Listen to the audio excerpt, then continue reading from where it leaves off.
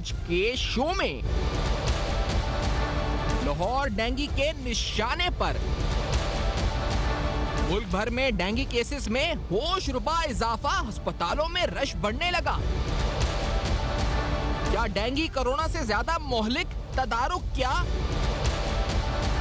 Chief secretary Punjab का dengue SOPs की खिलाफ वर्जी पर सख्त कार्रवाई का हुक्म। अस्सलाम वालेकुम। पस पर्दा हकायक सनसनीखेज इंकशाफात प्रोग्राम बेनकाब में हूँ आपके साथ सैफान खान। आपने इस प्रोग्राम में तसलसल से देखा कि हमने कोविड के जो केसेस बढ़ रहे थे इस मुल्क में, जो आपने हेल्थ इंफ्रास्ट्रक्चर पे हमने प्रोग्राम्स किए, बड़ी तफसीलन आपको बताया कि कोविड के केसेस बढ़ने की वजूहात, फिर उसके बाद आलमी सतह पर जो पेंडेमिक आया, फिर पाकिस्तान पे उसके असरात, यहाँ पर डॉक्टर्स, हेल्थ प्रोफेशनल, मुख्तलिफ मेडिकल एसोसिएशंस का मौक़िफ़, आपकी हेल्थ मिनिस्ट्री और हेल्थ एक्सपर्ट्स का मौक़िफ़ हम सुनते रहे। हम समझ रहे थे कि ये एक पेंडेमिक है, लेकिन हमने देखा कि अब डेंगू के केसेस उठना शुरू हो गए। एक बार फिर हमने देखा डेंगू का स्पाइक आया पंजाब में, सिंध में, कराची में। अभी फिगर्स चेक कर रहा था, 24 घंटे में तकरीबन कहा जा रहा है, जो ऑफिशियली रिपोर्टेड फिगर्स तो 53 हैं। जो हॉस्पिटलों में हमें बताया जाता है बहुत से पेशेंट्स आ रहे हैं। जो आप रिश्तेदारों में, जान पहचान वालों में पूछें, आप अगर कुछ भी देखें, आप सिर्फ डेंगू लिखें, ट्विटर पे जाके लिख दें तो आपको पता चलेगा। जैसे अभी मैं एक ट्वीट पढ़ रहा था, उसमें एक खातून ने लिखा था कि उसका एक 23 साल कज़न इंतकाल कर गया, उसका एक छोटा कोई रिश्तेदार था वो इंतकाल कर गया, और एक पड़ोसी पिछले 10 दिन के अंदर इंतकाल कर गया। तो ये तफसीलात सामने आना शुरू हो गई हैं और डेंगू अपना सर उठा रहा है। इसको रोकने के लिए क्या हमने पहले से इकदाम नहीं किए थे, या हम समझ नहीं रहे थे कि हम इतना ओवरबर्डन थे कोविड की वजह से कि हम सोच नहीं रहे थे कि इसका ये डेंगू आ सकता है? और फिर डेंगू क्या ज्यादा मोहलिक है कोविड से? ये सवाल मैं डॉक्टर्स के सामने रखूंगा और इसी तरह पूछूंगा कि अब हम इसका तदारुक के लिए क्या कर सकते हैं, क्या इकदाम उठा सकते हैं। इस पूरी सूरत हाल के ऊपर बात करते हैं। मैं पहले पंजाब की सूरत हाल से शुरू करना चाह रहा हूँ। मेरे साथ कराची स्टूडियोज में doctor Zeeshan Hussain Pakistan Islamic medical association से मौजूद हैं, हेमेटोलॉजिस्ट भी हैं। आपका बहुत शुक्रिया सर, आपने प्रोग्राम में। शाहिद मक्सी साहब मेरे साथ मौजूद हैं। नाज़रीन, शाहिद मक्सी साहब डायरेक्टर CDC पंजाब हैं, हमें ज्वाइन कर रहे हैं गवर्नमेंट के तौर पर, आप समझ लें फोकल पर्सन के तौर पर हमें बताएंगे कि वहाँ क्या सूरत हाल है। और हमारे साथ पाकिस्तान मेडिकल एसोसिएशन के कैसा सज्जाद साहब और शुमाइल दाऊद साहब इस्लामाबाद से डॉक्टर हैं, वो भी हमें मौजूद होंगे हमारे साथ प्रोग्राम में। पहले शाहिद मक्सी साहब, डॉक्टर साहब आपसे शुरुआत करते हुए, खुशामदीद कहते हुए, जो ये अचानक स्पाइक आया क्यों पहले? क्योंकि मैं जो सूरत हाल है वो तो आप बताएंगे कि अच्छी होगी अस्पतालों की, जो आप गवर्नमेंट मौक़िफ़ होगा। ये स्पाइक क्यों आया इन केसेस में सितंबर के महीने में? क्या आप एंटिसिपेट कर रही थी पंजाब गवर्नमेंट के ऐसा होगा? क्यों हुआ ये इजाफा केसेस में? आप क्या एनालाइज क्या करते हैं इसका? जी बिस्मिल्लाहिर्रहमानिर्रहीम। ये हमने पूरी कोशिश की है, लेकिन ये मौसम कंड्यूसिव था, मौसम की वजह से भी, और कुछ जो है वो हमारी जो सर्वेलेंस थी उसकी बेहतरी की वजह से हमने ये केसेस डिटेक्ट किए हैं। ये पहले बाज़ों का छुपे रह जाते थे, तो हमने प्राइवेट लैब्स को भी जो है अलाउ किया हुआ है कि वो भी केस डिटेक्ट करें। हमारी पब्लिक सेक्टर की लैब्स भी डिटेक्ट कर रही है। तो पहले ये बातों का हो सकता था कि ये मतलब डिटेक्ट ना हो, लेकिन इस दफा हमने 100% सर्वेलेंस किया है, फिर केस रिस्पांस किया है, और इस वजह से नंबर ऑफ केसेस जो है वो है और हम उनको केस रिस्पांस कर रहे हैं। नहीं, सर्वेलेंस आपने जो की है, आप इसको थोड़ा और समझा दें। आप कह रहे हैं कि प्राइवेट लैब्स भी कर रही हैं, तो पहले भी करती थी टेस्ट, या अब कर रही हैं? पहले नहीं करती थी टेस्ट, या अब क्या डिटेक्ट करके घर जाकर टेस्ट कर रही हैं? क्या कर रही हैं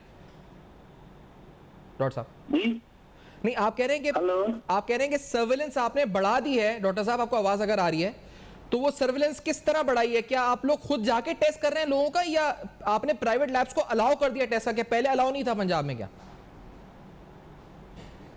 जी, हम अपनी सर्वेलेंस हमने बेहतर की हुई है, और हम लोगों के घरों में केस रिस्पांस भी कर रहे हैं, सर्वे भी कर रहे हैं, और हमारी टीमें जो लार्वा है, लार्वल स्टेज के ऊपर जो है वो हम उसको लार्वा को भी एलिमिनेट कर रहे हैं by mechanical methods, by chemical methods, और इसी तरह जहां अडल्ट मॉस्किटो हमें मिल रहा है तो उसको भी जो है हम फोगिंग के जरिए उसको भी किल कर रहे हैं। तो हमने इंशाल्लाह ये साइकिल जल्द ही ब्रेक कर देंगे हम। लेकिन डॉक्टर साहब, ये मुझे बताएं, क्योंकि ये जो ट्रांसमिशन इसकी हुई सितंबर के महीने में, तो ये जो आप लोगों ने सर्वेलेंस शुरू करी, क्या इसमें आप लेट हो गए? अगर सितंबर का महीना मौसम ही ऐसा होता है, तो क्या आप लोगों की वजह से ताखीर हुई क्या, जिसकी वजह से ये स्पाइक हुई केसेस में? क्या हम कह सकते हैं ये डॉक्टर साहब? नहीं, हमारे जो डिपार्टमेंट है और जो महकमा है वो पूरी तरह तैयार था और शुरू से पूरे साल से ही तैयार था। हमारी जो कैबिनेट कमेटी की मीटिंग है, हमारे जो डिस्ट्रिक्ट की टार्क मीटिंग है, तो वो ये सीजन ये होता है, ये सितंबर जो है, और ये हो सकता है ये कोई इतना आउट ऑफ द सीजन नहीं है। और बारिशें भी लाहौर में ज्यादा हुई है, इसकी वजह से, बारिशों की वजह से भी जो है वो पानी का पॉन्डिंग हुई है, लेकिन हमने उसको एलिमिनेट किया है, मैक्सिमम एलिमिनेट किया है। पानी के पॉन्डिंग को भी, लोगों को भी हेल्थ एजुकेशन दी है, लोगों को अवेयरनेस कैंपेन भी की है, हमने हर तरीके से हमने इसको कर्टेल डाउन करने की कोशिश की है। अच्छा, और क्योंकि तनकीद सियासी तौर पे मैं आपसे पूछूंगा नहीं, क्योंकि शहबाज शरीफ और दीगर जो पहले थे वो बड़े मुतहर्रिक नजर आते थे पंजाब में, और वो कहते हैं कि हमने कोई कंट्रोल मैकेनिज्म बनाया था, प्रिवेंशन एंड कंट्रोल। तो मैं बस आपसे ये पूछूंगा, सियासी सवाल नहीं, लेकिन क्या ये जो उन्होंने बनाया था, यानी पिछली साबका हुकूमत ने मैकेनिज्म बनाया था डेंगू कंट्रोल एंड प्रिवेंशन का, उसी मैकेनिज्म को या उसी प्रोटोकॉल को मौजूदा हुकूमत भी फॉलो कर रही है, या कोई आपने अलग और मॉडिफाई किया उस प्रोटोकॉल को? डॉक्टर साहब, हमने अपना पूरा मैकेनिज्म के मुताबिक, एसओपीज के मुताबिक, जो हमारे एसओपीज है डेंगू कंट्रोल के, शुरू दिन से ही हम उसके मुताबिक काम कर रहे हैं। पहले भी उसी के मुताबिक काम हो रहा था, हेल्थ डिपार्टमेंट पहले भी कर रहा था, अब भी कर रहा है। तो हम बिल्कुल एसओपीज के मुताबिक काम कर रहे हैं। और केस मैनेजमेंट भी जो है हम हमारे हॉस्पिटल में प्राइमरी, सेकेंडरी और स्पेशलाइज्ड हेल्थ केयर दोनों हम। अच्छा शाहिद साहब, ये शाहिद साहब अस्पतालों से पहले अगर एसओपीज का आप जिक्र कर रहे हैं तो बता दें, नाज़रीन को थोड़ा आगाह कर देते हैं कि एसओपीज है क्या, क्योंकि मैंने आज देखा चीफ सेक्रेटरी पंजाब ने एक इजलास की सदारत करी और उन्होंने कहा एसओपी से खिलाफ वर्जी, एसओपी की सख्ती से अमल दरामद बनाया जाए। तो एसओपीज डिफाइन क्या किए हैं आपने आम आदमी के लिए, क्या आगाह कर दें अगर नाज़रीन को थोड़ा, कि एसओपीज हैं क्या? आवाज नहीं आ रही शायद साहब, एसओपीज हैं क्या? मक्सी साहब, अगर मेरी आवाज आप तक आ रही है, जो आपने डिफाइन किए हैं वो एसओपीज क्या है? आम आदमी को क्या एहतियात बरतनी चाहिए? एसओपीज क्या है? जी, आम आदमी के लिए हमारी यही रिक्वेस्ट है कि वो हाउस कीपिंग करें, घर में पानी ना खड़ा होने दें, घर के अंदर जो है वो अपने फ्रिज के ट्रे में, अपने कूलर के पानी में, अपने एसी के जो पाइप आता है तो उसमें, ये इन सारी जगहों पे पानी कहीं भी पॉन्ड होने, पानी पौधों के गमलों में। इसी तरह जो है वो फुल स्लीव ड्रेस पहने, बच्चे भी जरा फुल स्लीव ड्रेस पहने, अपनी सफाई रखें, ना सिर्फ डेंगू बल्कि किसी भी मच्छर को जो है वो अफजाइश के लिए जगह ना दें। और ये इस तरह का जो एसओपीज हैं ये हम सब लोगों को बता रहे हैं, बल्कि कल हमने बहुत बड़ी जो है वो डेंगू वॉक भी की है डिफेंस के एरिया में जहाँ हमारे केसेस ज्यादा है। तो उधर हमने सब लोगों को आगे कैंपेन टीवी के जरिए, मीडिया के जरिए, प्रेस के जरिए, इलेक्ट्रॉनिक प्रिंट मीडिया के जरिए हम मुकम्मल आगाही मुहिम चला रहे हैं कि लोग हमसे ताउन भी करें और अपनी एहतियात भी करें। अच्छा, और क्योंकि आपने एसओपी का जिक्र कर दिया तो मैं डॉक्टर ज़ीशान आपकी तरफ आना चाहूँगा। एसओपी से पहले ब्रेक हमें लेनी है। अच्छा, एक ब्रेक लेते हैं, ब्रेक के बाद आते हैं तो आपसे भी हम गुफ्तगू का आगाज़ करते हैं और फिर और गेस्ट से भी, कि क्या जो सवाल आपके सामने रखूंगा कि ज़्यादा मोहल्ले के डेंगू कोरोना से खुदा ना खास्ता क्या हमें एहतियात रखनी चाहिए। आफ्टर दिस ब्रेक नाज़रीन हमारे साथ रहेगा, हम आपको मज़ीद आगाह करेंगे डेंगू वायरस और उठते हुए नए क्राइसिस के बारे में।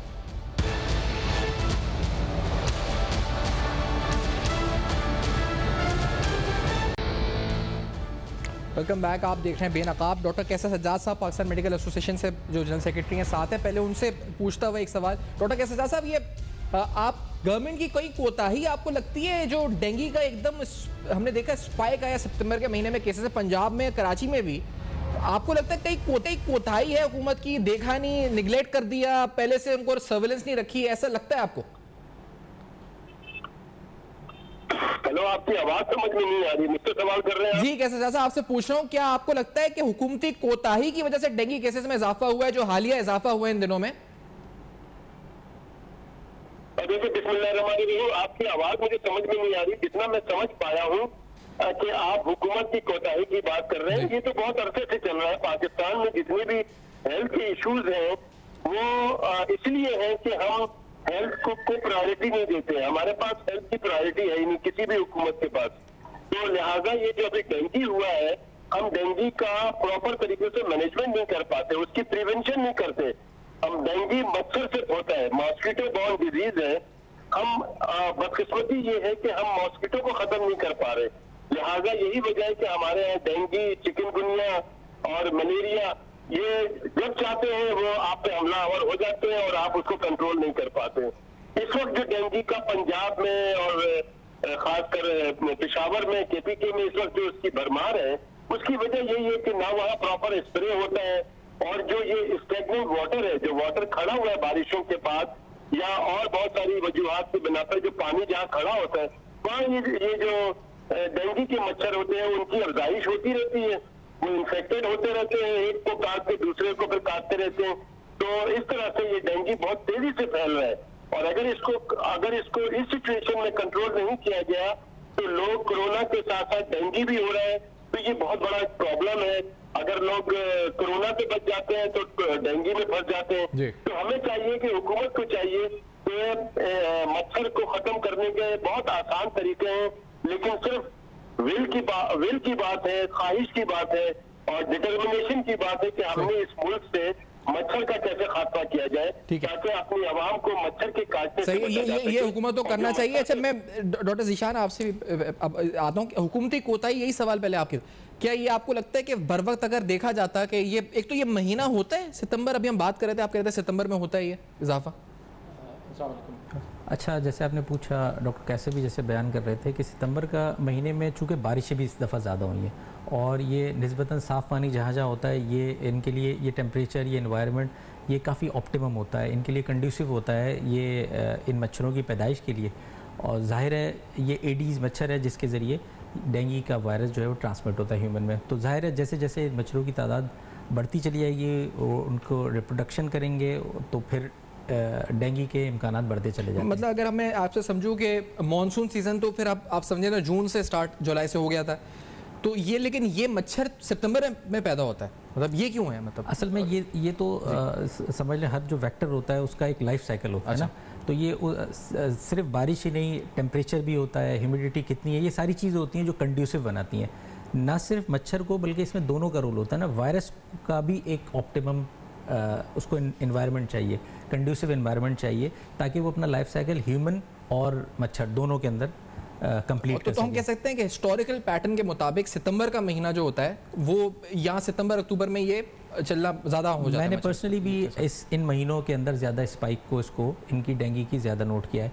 और इस दफ़ा देखें एक एक्सपेक्टेड था, क्योंकि बारिशें होती हैं, जगह जगह निस्बतन साफ़ पानी खड़ा हुआ होता है, तो ये ओवरऑल जो इन्वायरमेंट है ये उस वेक्टर। अच्छा, ये साफ पानी का थोड़ा माजरा समझाएं। साफ पानी तो कप में भी हो सकता है, ग्लास में भी हो सकता है, साफ पानी तो मिनरल वाटर का भी पानी है, साफ पानी सड़क पे भी खड़ा हुआ है, टायर की दुकान पे भी पानी पड़ा हुआ है, वो गंदा है बज़ाहिर, तो ये कौन सा पानी साफ है, कौन सा जिसमें डेंगू पैदा होता है, ये कौन सा पानी होता है? अच्छा, थोड़े से इसके अंदर लोगों का ये समझ लगते हैं साफ पानी के बिल्कुल ही कोई जो एडीज मच्छर है जो डेंगू को ट्रांसमिट करता है, वो कोई मिनरल वाटर तलाश नहीं कर रहा होता है। साफ़ पानी से मुराद है जिस तरह मलेरिया बिल्कुल गदले पानी या गटर के पानी, इस तरह के पानी में अपनी रिप्रोडक्शन करता है या अफजाइश नस्ल करता है, उससे निस्बतन डेंगू का जो मच्छर है वो निस्बतन साफ़ पानी, मतलब निस्बतन साफ़ से मुराद है वो मिनरल वाटर होना ज़रूरी नहीं है। जैसे बारिश में आप जगह जगह खड़ा हुआ पानी देखते हैं, ये पानी बिल्कुल प्रोड्यूस कर सकता है, या घर के अंदर अगर कोई कहीं पर पानी रखा हुआ है, चाहे वो पीने का पानी होना ज़रूरी नहीं है। साफ़ का मुराद तो हम लेते हैं ना, जहन में आता है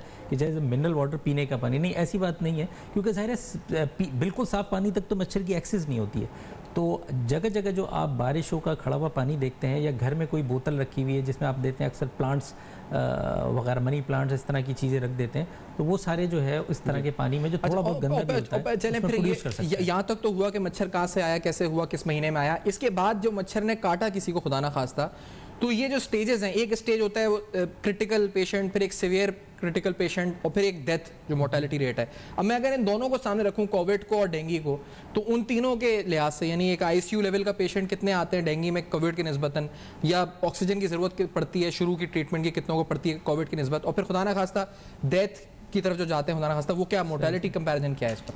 अच्छा, थोड़ी सी चीज़ें जब हम कोविड और डेंगू को कंपेयर करें तो हमें देखनी पड़ेंगी कि ओवरऑल अगर मैं मोर्टेलिटी यानी कि डेथ्स निकालूं जी, तो कोविड की थोड़ी सी मोर्टेलिटी ज़्यादा है, पहली चीज़। दूसरी चीज़, कोविड के अंदर एक प्रॉब्लम ये है कि कोविड जो है कंटेजियस डिजीज़ है, मतलब ह्यूमन टू ह्यूमन ट्रांसमिट हो जाती है, उसमें किसी वेक्टर की ज़रूरत नहीं होती, हाईली कंटेजियस। आपने देखा एक छोटे से चंद महीनों के अंदर पूरी दुनिया में फैल गई।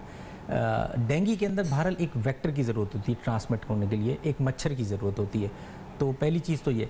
दूसरी चीज़ ये कि डेंगू के अंदर समझ लें आप, डेंगू में भी 60 से 70% जो पेशेंट होते हैं उनके माइल्ड सिम्टम होते हैं।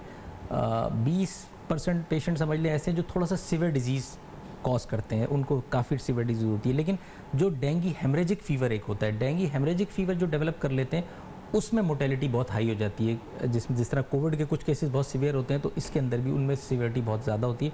कराची में भी रिसेंटली आपने सुना होगा, और कुछ डेंगू से डेथ्स भी हो गई हैं। तो उन केसेस के अंदर आपको, और जाहिर है बिल्कुल कोविड की तरह इसमें कोई ऐसा कोई हमारे पास एंटीवायरल मेडिकेशन नहीं है, इलाज नहीं है, हमें सपोर्टिव केयर करनी पड़ती है पेशेंट की, उसकी। अच्छा, इसमें टाइप्स ऑफ डेंगू केसेस पे भी मतलब डिपेंड करता है कि कुछ हैं जो ज़्यादा जो कोविड जितने हो जाते हैं खतरनाक, जो मतलब ये है। अच्छा, मैं इस पे टाइप पे आने से पहले डॉक्टर कैसे साहब ये जहनों में है लोगों के, ये कोविड है, हमने कोविड क्योंकि फेस किया, बड़ी अवेयरनेस क्रिएट हो गई है उसके बारे में लोगों की कि वो कितना मोहलिक होता है, किस लेवल पे हॉस्पिटलाइजेशन होती है, किस लेवल पे खुदा न खास्ता आईसीयू या डेथ मोर्टेलिटी रेट्स के होते हैं। वर्ल्ड वाइड लोगों को पता चल गए फिगर्स वगैरह, जबानों बच्चों के याद हो गए 2% 1%। क्या कोविड मोहलिक है, डेंगू ज्यादा मोहलिक है? कंपैरिजन क्या है दोनों का? कैसे सजाद साहब आप तक अगर आवाज आ रही है? तूफान, मुझे बिल्कुल भी आपकी आवाज समझ में नहीं आई। चलिए, मुझे अपना नाम से मैंने सुना है कि शायद आप मुझे कुछ कह रहे हैं, लेकिन मुझे नहीं समझ में आया आपने क्या सवाल थे। बिल्कुल नहीं। अच्छा, कैसा साहब मैं पूछ रहा हूँ कि अच्छा कैसा मैं पूछ रहा हूँ कि ज्यादा मोहलिक बीमारी कौन सी है, कोविड या डेंगू में से मोहलिक ज्यादा कौन सा है आपकी नजर में? देखिए, दोनों मोहलिक है अगर उसका प्रॉपर उसकी डायग्नोसिस ना हो जी। अगर आपकी डायग्नोसिस, क्योंकि दोनों वायरस का दोनों बीमारियां ऐसी है जिसका कोई स्पेसिफिक इलाज मौजूद नहीं है, लिहाजा दोनों खराब हो सकती हैं, आपके लिए नुकसानदेह साबित हो सकता है, दोनों मौलिक हो सकती है। अब डिपेंड करता है कि आप उसको कैसे मैनेज करते हैं। अगर कोरोना में कोई आदमी इन्वॉल्व है जो कोई बीमारी में मुब्तला हुआ है, तो उसको फौरी तौर पर उसको रेस्ट करना पड़ेगा, उसको प्लेंटी ऑफ वाटर और ये सारी चीजें करनी पड़ेंगी। डेंगू में ये होता है कि थोड़ा सा चांस मिल जाता है कि प्लेटलेट जो है फौरन नीचे नहीं आते हैं, प्लेटलेट आहिस्ता आहिस्ता कम होते हैं, लेकिन 2-3 दिन में वो भी 5 दफा नीचे आ जाते हैं और आपको जिस्म के नाक से मुंह से खून आना शुरू हो जाता है और जानलेवा साबित हो सकता है। तो लिहाजा मैं समझता हूँ कि लोगों को एक तो ये पता होना चाहिए कि कोरोना वायरस क्या है और डेंगू वायरस क्या है, और उसके चूंकि इसका स्पेसिफिक इलाज नहीं है, इसका सिर्फ प्रिवेंशन है। अगर किसी को बुखार होता है तो बहुत सारे लोग हमारे मुल्क के अंदर सबसे ज्यादा सेल्फ मेडिकेशन होती है, लोग खुद से इलाज शुरू कर देते हैं कि अच्छा इसको ये होगा, इसको नजला हो रहा है, अच्छा मैंने वो कोल्ड ड्रिंक पी थी तो इसलिए गला खराब हो गया। तो इन सब चीजों से दूर रहें। अगर आपको कोई भी एक दिन से ज्यादा कोई प्रॉब्लम है तो क्वालिफाइड डॉक्टर्स को ही दिखा के उसको डायग्नोज कराएं कि आपका जो बुखार है या आपके जिस्म में जो दर्द है इसकी वजह क्या है, कोई वायरस है, कोई बैक्टीरिया है, और क्या चीज है जो आजकल जैसे टाइफाइड भी चल रहा है, आपको मलेरिया भी चल रहा है, डेंगू भी है, कोरोना भी है। तो इन तमाम चीजों को देखते हुए लोग वही परेशानी में आते हैं, वही लोग प्रॉब्लम में आते हैं जो अपनी बीमारी को लिंगर ऑन करते हैं, देर से डायग्नोज कराते हैं। खासकर कोरोना का जो वायरस है, अगर देर से पता लगता है तो कम से कम हाफ ऑफ द लंग्स जो है वो इन्फेक्टेड हो जाता है। तो मतलब वो ये कि अर्ली डिटेक्शन, डायग्नोसिस और ट्रीटमेंट ये सारी चीज़ों पे डिपेंड करता है। तो दोनों चीज़ें खुदा ना खास्ता मौलिक हो सकती है। डॉक्टर शुमाइल दाऊद को भी खुशामदीद कह देते हैं, आप भी हेल्थ एक्सपर्ट हैं, इस्लामाबाद से हमें ज्वाइन कर रहे हैं। शुमाइल दाऊद साहब, ये फरमाइए, हमने बिलखुसूस पंजाब में देखा है, आप क्योंकि एडमिनिस्ट्रेटिवली भी चीज़ों को समझते हैं, मैनेजमेंट हेल्थ पर्सपेक्टिव से, हेल्थ मैनेजमेंट के पर्सपेक्टिव से, क्या ये हुकूमती कोताही हुई है जो एकदम बढ़ गए केसेस? लोग शहबाज शरीफ साहब को याद कर रहे थे बैठ के, कुछ एक महफिल में बैठा हुआ था कि शहबाज शरीफ के दौर में कोई बता रहा था कि 90 मीटिंग्स चीफ मिनिस्टर ने हेड की थी, 90। सुबह 5 बजे पहुंच जाते थे, इजलास होता था डेंगू का, श्रीलंका से लोग आए हुए थे, सर्विलेंस टीम खुद हेड कर रहे हैं। अब हुकूमत ने शायद उसको उतनी तरजीह नहीं दी। क्या ये बात हकीकत है शुमाइल दाऊद साहब?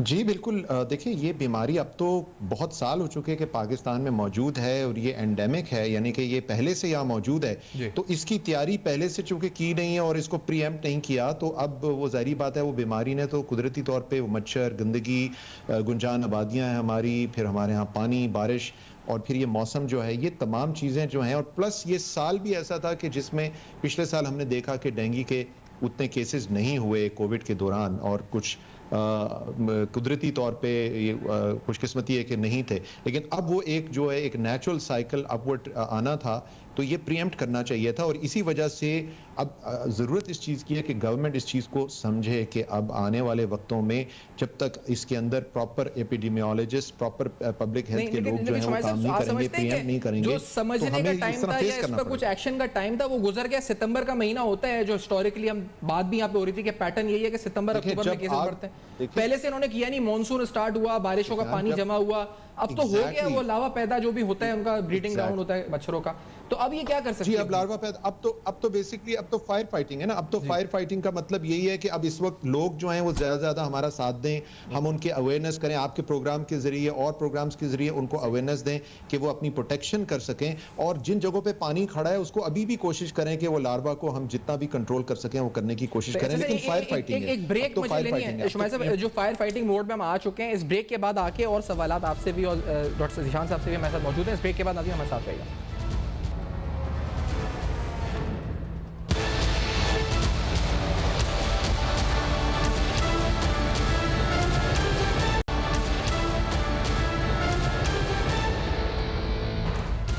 Welcome back. आप देख रहे हैं बेनकाब, और आज बेनकाब में तफसीलन बड़े अहम सवाल आते हैं लोगों के जहनों में। डेंगू केसेस बढ़ रहे हैं, अस्पतालों में रश बढ़ रहा है। अस्पतालों की सूरत हाल से शुरू करते हैं। डॉक्टर ज़ीशान हुसैन साहब जो कि मौजूद हैं, आप खुद भी यहाँ पे हॉस्पिटल में हैं, यहाँ पे हेड भी करते हैं लैब को।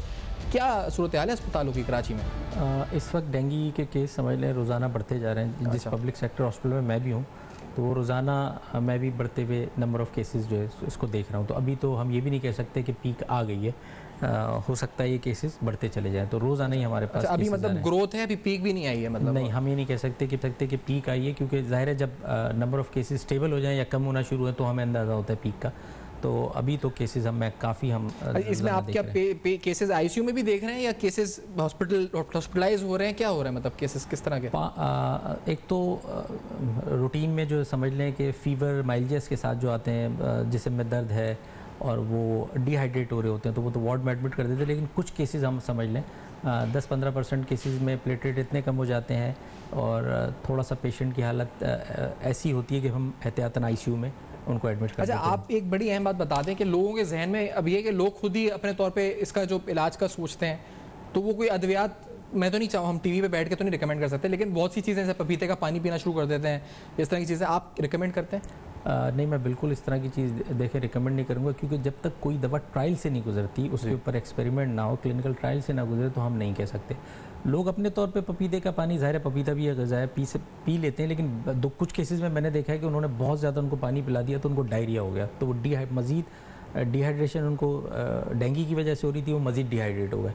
तो वो थोड़ा सा जो होता ही है कि जब डेंगू का वबा फैलती है तो जिनके घरों में पपीते का पौधा लगा होता है तो सब उन्हीं को फ़ोन कर रहे होते हैं कि आपके घर के बाहर है तो हम पत्ता तोड़ के आते हैं। तो आप कह रहे हैं उसका कोई क्लिनिकल ट्रायल नहीं हुआ है, कोई वो नहीं ऐसी कोई प्रूफ चीज़ नहीं है, लोग अपने तौर पे इस्तेमाल कर लेते हैं। हम बहुत ज़्यादा डिस्करेज भी नहीं कर रहे होते कि ज़ाहिर है वो ग़िज़ाई चीज़ है तो वो नुकसान तो नहीं देगी, लेकिन थोड़े से मैंने ये देखा कि वो बहुत ज़्यादा जिन्होंने इस्तेमाल किया तो जाहिर है वो उनको ज़ाहिर है। अच्छा, ये तो चले क्योर है, प्रिवेंशन क्या है, मतलब इसको किस तरह रोके, किस तरह क्या करें? असल में ये बहुत ही ज़्यादा अहम चीज़ है कि अब चूँकि ये फैल गया डेंगू, तो लोगों के करने का काम, जो हुकूमत के करने का काम है वो तो आपने मुख्तलिफ डॉक्टर से पूछ लिया।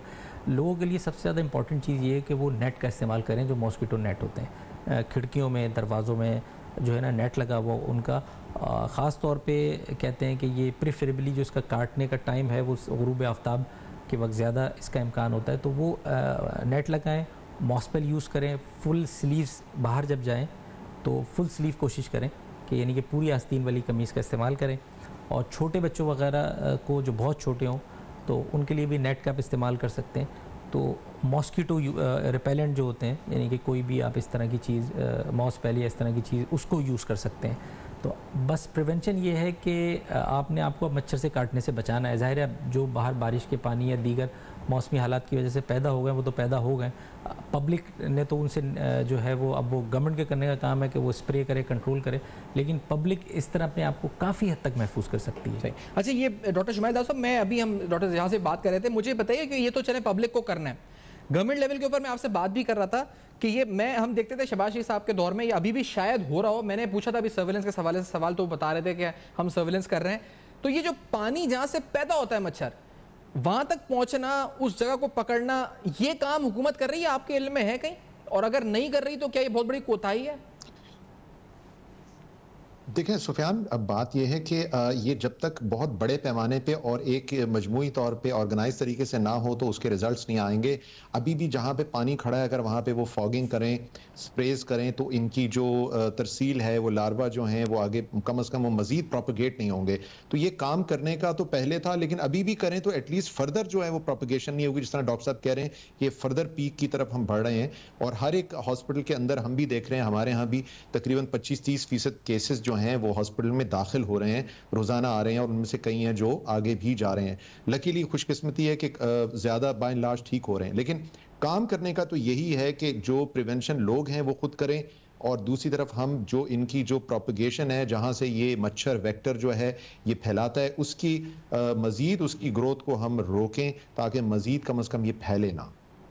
नहीं, लेकिन आपको नजर आ रहा है हुकूमत कुछ करते हुए यहाँ पे? और ये सर्विलेंस के हवाले से आपको लगता है कुछ हो रहा है? जो ये जो पानी ढूंढना, तलाश करना, कहाँ पे पैदा हो रहा है, ये हो रहा है, जीशान साहब ऐसा कुछ कर रही है हुकूमत? अच्छा, सर्वेलेंस की भी बात हो रही थी। सर्वेलेंस में मैं थोड़ा सा क्लियर करना चाह रहा हूँ कि सर्वेलेंस, पब्लिक सर्वेलेंस लैब जो होती है ना, उसका काम सिर्फ टेस्ट करके कि इन नमूनों में ये बीमारी खून के या स्टूल के या पेशाब के किसी नमूनों में बीमारी की तशख़ीस ही नहीं होती, बल्कि सर्वेलेंस लैब जो पब्लिक रिसर्च लैब होती है, सर्वेलेंस लैब होती है, वो फॉलो करती है कहीं आउटब्रेक किसी भी किस्म की होती है, किसी इन्फेक्शियस डिजीज़ की, तो सोर्स तक पहुंचती है।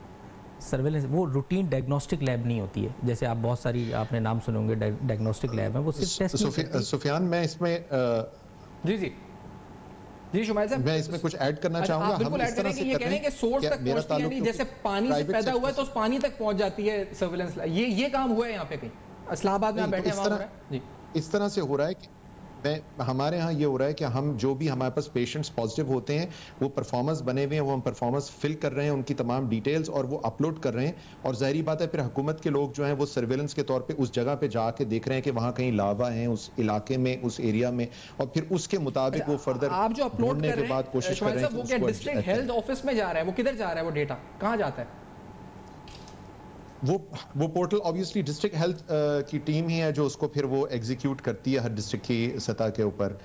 मैं यही बता रहा था कि पहले जो हम पिछले गुज़िश्ता सालों में जिनका अभी जिक्र हो रहा था, पिछले सालों में जो बड़ा एग्रेसिव अप्रोच होता था, उसमें तो महीनों पहले से हम लोग इसकी, यानी डॉक्टर्स की ट्रेनिंग्स, नर्सेस की ट्रेनिंग्स, हेल्थ वर्कर्स की ट्रेनिंग्स, इतनी ज़्यादा इसके ऊपर वो फोकस होता था, और एक डिपार्टमेंट नहीं होता था, मल्टीपल डिपार्टमेंट्स काम कर रहे होते थे। इस वजह से वो एग्रेसिव अप्रोच की वजह से कंट्रोल करने में कामयाब होते थे। इस दफा तो कोविड में भी एक तो ध्यान रहा पूरे मुल्क का, सब लोगों का, और पब्लिक हेल्थ का भी, और इसमें थोड़ा सा ओवरसाइट हो गया, और उसकी वजह से अब ये मामला थोड़ा सा प्रैक्टिस आप लोग कर रहे हैं अपलोड वाली। आप भी यहाँ पे एक लैब आप कर रहे हैं कराची में, अपलोड वगैरह ये डेटा, या कोई आपसे मांग रहा है कि डेटा दो आके?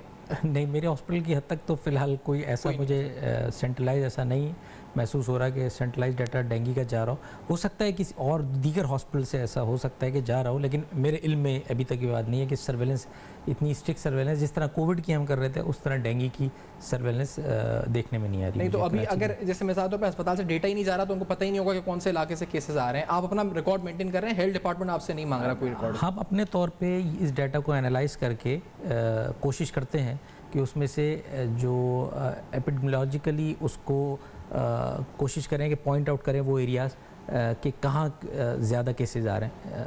तो मैं इसको अपने तौर पे असेस करके कोशिश करता हूँ कि किसी ना किसी तरह हुक्काम वाला तक हम पहुँचा दें, या मीडिया के थ्रू ये बात हाईलाइट हो गई कि किस एरिया में हो जाए मीडिया के थ्रू के केसेस ज़्यादा हैं। सही है। और शुमाइल साहब, क्योंकि अब ये है कि गवर्नमेंट अब क्या कर सकती है, ये इकदाम जो लोग क्या कर सकते हैं, तो हमने डिस्कस किया। मतलब जो हुकूमत, एक अपॉर्चुनिटी तो निकल गई, यानी एक जो वक्त था उसका, जब ये बढ़ रहा था, आपने कहा एग्रेसिवली हमने टैकल ही नहीं किया। अब जो कर रही है वो सेटिस्फैक्टरी रिस्पॉन्स है, या अभी भी वो सो रही है हुकूमत?